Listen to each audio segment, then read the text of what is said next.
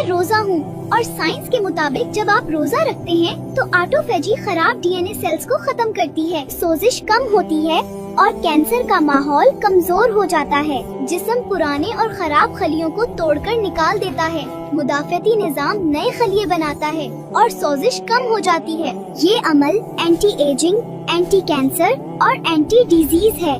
जब आप 0 से 6 घंटे रोजा रखते हैं तो जिस्म सबसे पहले ग्लूकोज यानी शुगर इस्तेमाल करता है और इंसुलिन लेवल भी हाई रहता है। जब आप 8 से 12 घंटे रोजा रखते हैं तो इंसुलिन लेवल गिरना शुरू हो जाता है, फैट बर्निंग ऑन हो जाता है और ब्लड शुगर मुस्तहकम होने लगती है। 12 से 16 घंटे के रोजे में इंसुलिन रेजिस्टेंस कम हो जाती है, जिगर और मसल्स शुगर को सही इस्तेमाल करते हैं, चर्बी से तवानाई बनती है, शुगर से नहीं। रोजा डायबिटीज और टाइप 2 डायबिटीज को कंट्रोल करने का मजबूत जरिया है।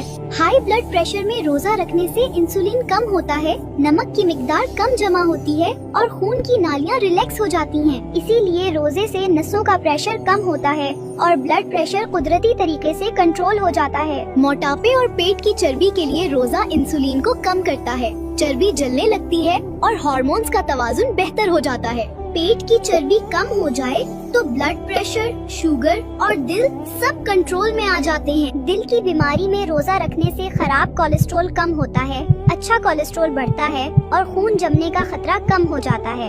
इसीलिए रोजे से हार्ट अटैक और फॉलिज का खतरा कम हो जाता है। स्ट्रेस, एंजाइटी और डिप्रेशन में रोजा कोर्टिसोल कम करता है, दिमाग का BDNF बढ़ाता है, दिमाग को सुकून मिलता है और जज्बात मुतवाजुन हो जाते हैं।